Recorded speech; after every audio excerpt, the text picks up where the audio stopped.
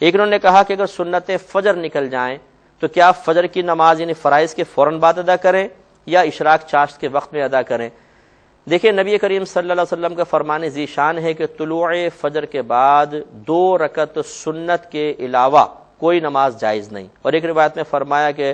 فرضوں کے فجر کے فرض ادا کرنے کے بعد کوئی نفل نماز نہیں ہے۔ لہذا فقہاء نے اس کا نتیجہ یہ نکالا کہ اگر کسی کی سنتیں رہ گئیں، مثلا وہ دیر سے آیا یا بھول گیا اور اس نے فرض پڑھ لیے، تو اب وہ سنتیں نہیں پڑھ سکتا ہے۔ اب اگر پڑھنا چاہیں تو طلوع آفتاب کے بعد، جس کو آپ اشراق کا وقت کہہ رہے ہیں، اس وقت پڑھیں گے، ان میں درمیانے وقت میں آپ نہیں پڑھ سکتے ہیں۔ اسی لیے فقہاء نے لکھا ہے کہ کوئی دیر سے آیا اور جماعت ہو رہی ہے تو وہ اگر سمجھتا ہے کہ میں علیحدہ سنتیں پڑھ کر جماعت میں شامل ہو سکتا ہوں تو علیحدہ سنت پڑھے، پھر جماعت میں ملے، چاہے سلام سے پہلے مل سکتا ہو پھر وہ اس طرح کرے۔ ہاں اگر یقین ہے کہ میں اگر سنتوں میں مشغول ہوں گا جماعت ہی نکل جائے گی تو پھر وہ چھوڑ دے سنت، جماعت میں شامل ہو جائے۔ اب جماعت ختم ہوتی ہے، بعض اوقات جماعت ختم جماعت اور طلوع آفتاب میں کافی فاصلہ ہوتا ہے، لیکن وہ سنتیں نہیں پڑھ سکتا، اشراق چاشت کے بعد پڑھنا چاہیں تو پڑھ سکتے ہیں۔ اب یہ 2-3 آپ کے کویسچن رہ گئے ہیں، میں معذرت چاہتا ہوں۔